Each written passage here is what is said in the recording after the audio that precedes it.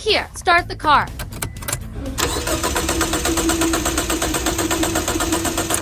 Try again.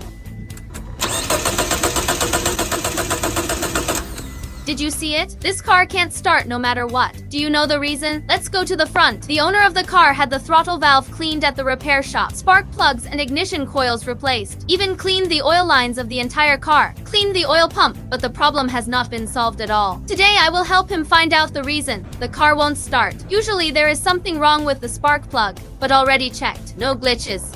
Then I know which car part is faulty. Come here. That's it. It's called the camshaft position sensor. I'm 90% sure it's the problem. Let's take it apart and take a look. Disconnect this connector.